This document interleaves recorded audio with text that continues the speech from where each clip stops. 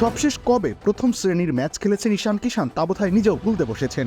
1 বছরের বেশি সময় পর দুলীপ ট্রফি দিয়ে লাল বলের ক্রিকেটে ফিরতে পারাটা তাই দারুণ একটা ব্যাপার তার জন্য।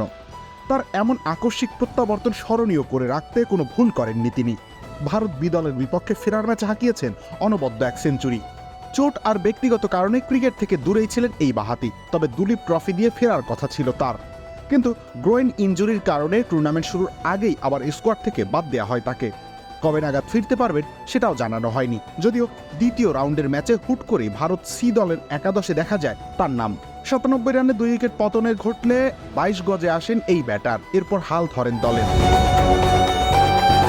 তৃতীয় উইকেট জুটিতে বাবা ইন্দ্রজিতের সঙ্গে মিলে স্কোরবোর্ডে 189 রান যোগ করেন তিনি।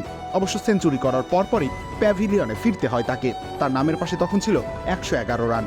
এর আগে গত মাসে আয়োজিত বুচিবাবু ফ্রেন্ডলি টুর্নামেন্টে ঘামেরা তো দাগ হয় কিভাবে? এই যে ভাবি, দাগও যাবে রাগও যাবে, নিন চাকা সুপার হোয়াইট।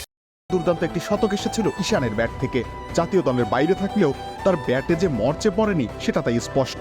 এর ফলে বাংলাদেশের বিপক্ষে আসন্ন সিরিজে তাকে ডাকার গুঞ্জন শুরু হয়েছিল।